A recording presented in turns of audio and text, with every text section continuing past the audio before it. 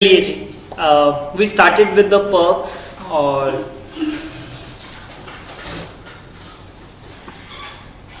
Perk में जो सबसे पहले दो पर्क्स आए जी 17-1 मतलब सिंगल आई और double I, that was the rent free accommodation और accommodation provided at the concessional rent. ठीक है, सो रेंट फ्री अकोमोडेशन और जो ये कंसेशनल रेंट है it is taxable in the hands of every employee, क्योंकि third जो था जो मोटर कार और स्वीपर और सर्वेंट वो सारी जो टैक्सेबल थे in the hands of specified employees, लेकिन थर्ड पॉइंट के अलावा जितने भी पर्क्स मैंने आपको करवाए they are taxable in the hands of all employees.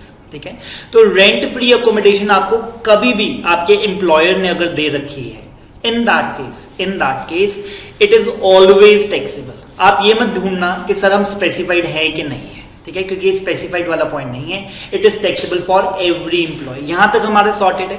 ठीक है, रेंट फ्री अकोमोडेशन को बच्चे जो सबसे ज्यादा मिक्सअप करते हैं वो HRA से करते हैं। ठीक है, HRA में तो मेरे को कैश मिल रहा था जी महीने का 1 लाख और वो कहता है जो करना है करो। ठीक है, सड़क पे रो जाए। ठीक है, हमने तो 1 लाख रुपया ही आपको देना है, चाहे आप होटल में रहो जहां मर्जी रहो, हमने आपको 1 लाख रुपया 1 महीने का देना है। एक्चुअल में आपका क्या खर्चा है, क्या कर रहे हो, हमें उससे कोई लेना देना नहीं है। बट यहाँ पर क्या है, रेंट फ्री अकोमोडेशन। उन्होंने कहा कि सर कंपनी के अपने फ्लैट्स हैं, आप उनमें से कोई एक फ्लैट ले लो और आपको रेंट पे करने की जरूरत नहीं है। ठीक है, and it is taxable of all the employees. तो वो कहता है कि सबसे पहले अकोमोडेशन कहां पे रहने को मिल रहा है, वो कहता है कहीं पे भी मिल रहा हो, घर में, फ्लैट में, फार्म हाउस और द पार्ट देयर ऑफ। समझते हैं पार्ट देयर ऑफ मतलब एक लेट अस से घर है 4 BHK जिसमें वो कहता है एक एम्प्लॉय की फैमिली रहती है 2 BHK में 2 आप रख लो। ठीक है, मतलब 2 कमरे आप रख लो, 2 वो आप रख लो। या एक घर है ग्राउंड फ्लोर पे आप रह लो, फर्स्ट फ्लोर पे कोई और एम्प्लॉय रहता है, तो पूरा घर ना मिला हो और अगर पार्ट देयर ऑफ मिला हो तब भी ओके है। या फिर आपको अकोमोडेशन कहां पे प्रोवाइड की गई है, होटल में, मोटेल में, सर्विस अपार्टमेंट में, गेस्ट हाउस में, कैरावैन में, मोबाइल होम में, शिप में या फ्लोटिंग स्ट्रक्चर के अंदर। ठीक है, बस आपको रहने को जगह दी है जी कहीं पर भी। कैरावेन्स के जैसा ही होता है जी, जो आप पीछे से अटैच करके कहीं पे भी इधर उधर लेकर जा सकते हैं। ठीक है, मोबाइल होम्स, ठीक है, जो कहीं पे भी आप जाकर प्लेस कर देते हो और वहां पर आप रह सकते हो। ठीक है, और कैरावैन नॉर्मली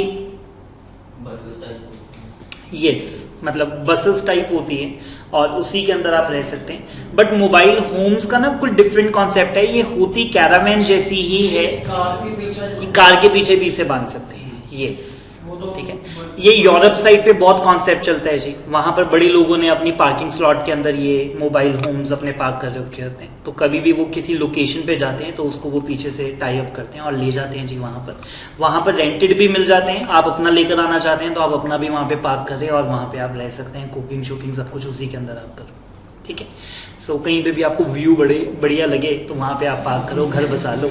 ठीक है, रहो 1-2 दिन, होटल का खर्चा कुछ है तो कहीं पे भी आपको ठहरवा दिया जी आपकी कंपनी ने। कहां पर, फिर से बोल रहा हूं जी, हाउस में, फ्लैट में, फार्म हाउस में, part there of, hotel, motel, service apartment, guest house, caravan, mobile home, ship या any other floating structure.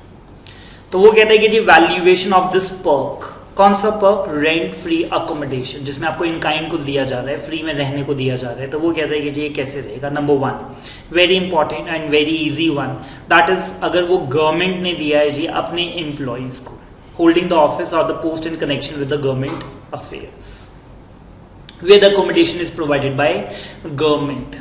Government ने किसको दिया, अपने एम्प्लॉयज को जो उनके ऑफिस होल्ड करते हैं या फिर उनके बिहाफ में कोई पोस्ट होल्ड कर रहे हैं इन connection with the government affairs. ये जो पोस्ट वाला वर्ड है जी, इसको 2 मिनट के बाद, पहले मैं ये रेंट फ्री अकोमोडेशन वाला करवा दूं, फिर ये पोस्ट वाले पॉइंट पे दोबारा से आऊंगा।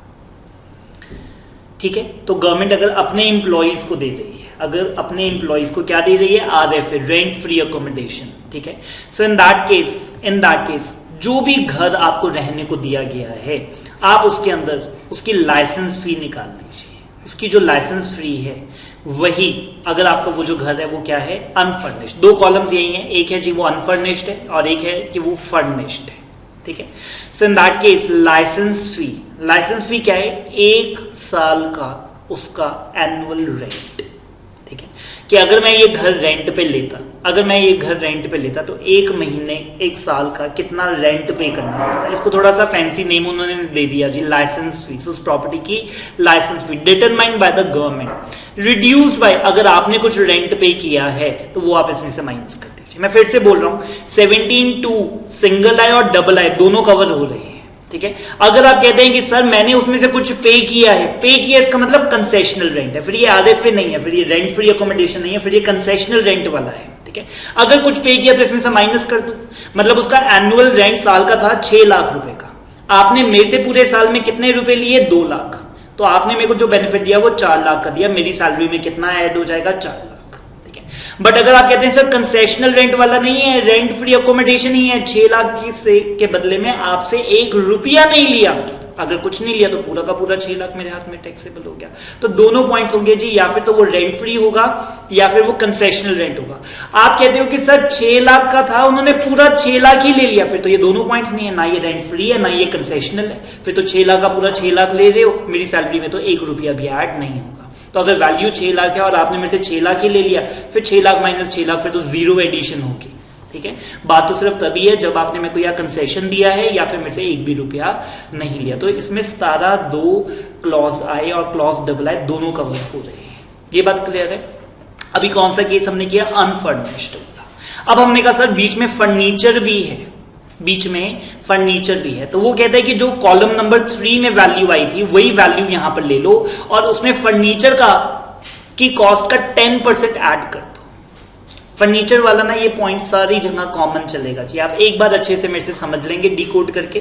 तो हमने पूछा कि सर जो अंदर फर्नीचर लगा हुआ है वो किसका है, 2 ही चीजें होंगी, या मेरे एम्प्लॉयर का या उसने भी रेंट पे ले रखा है।